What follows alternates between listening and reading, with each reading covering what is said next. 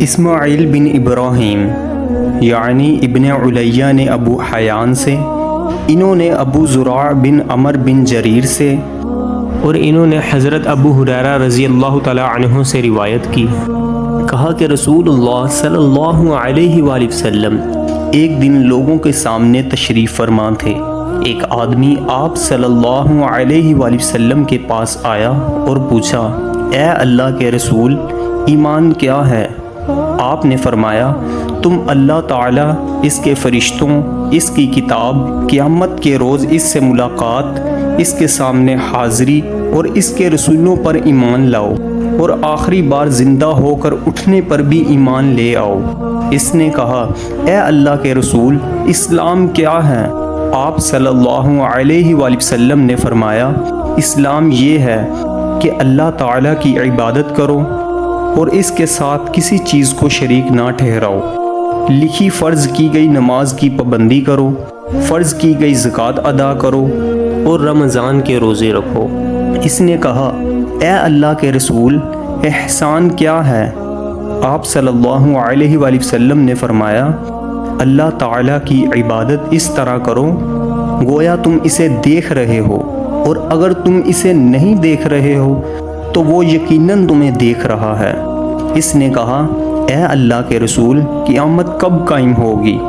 آپ صلی اللہ علیہ وآلہ وسلم نے فرمایا، جس سے سوال کیا گیا ہے وہ اس کے بارے میں پوچھنے والے سے زیادہ آگاہ نہیں، لیکن میں تمہیں قیامت کی نشانیاں بتا دیتا ہوں۔ جب لونڈی اپنا مالک جنے گی تو یہ اس کی نشانیوں میں سے ہے، اور جب ننگے بدن اور ننگے پاؤں والے لوگوں کے سردار بن جائیں گے تو یہ اس کی نشانیوں میں سے ہے، اور جب بھیڑ بکریاں چرانے والے اونچی اونچی عمارتیں بنانے میں ایک دوسرے کا مقابلہ کریں گے تو یہ اس کی علامات میں سے ہے۔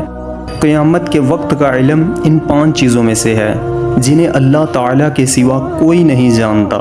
پھر آپ صلی اللہ علیہ وآلہ وسلم نے یہ آیت پڑھی، بے شک اللہ تعالیٰ ہی کے پاس قیامت کا علم ہے، وہی بارش برساتا ہے اور وہی جانتا ہے کہ ارحام یعنی ماؤں کے پیٹوں میں کیا ہے۔ کوئی ذی روح نہیں جانتا کہ وہ کل کیا کرے گا، نہ کسی متنفس کو یہ معلوم ہے کہ وہ زمین کے کس حصے میں فوت ہوگا۔ بلا شبہ اللہ تعالیٰ علم والا خبردار ہے۔ حضرت ابو ہریرہ رضی اللہ تعالیٰ عنہ نے کہا، پھر وہ آدمی واپس چلا گیا تو رسول اللہ صلی اللہ علیہ وآلہ وسلم نے فرمایا، اس آدمی کو میرے پاس واپس لاؤ۔ صحابہ کرام رضی اللہ تعالیٰ عنہم اسے واپس لانے کے لیے بھاگ دوڑ کرنے لگے تو انہیں کچھ نظر نہ آیا۔ رسول اللہ صلی اللہ علیہ وآلہ وسلم نے فرمایا، یہ جبرائیل علیہ السلام تھے جو لوگوں کو ان کا دین سکھانے آئے تھے۔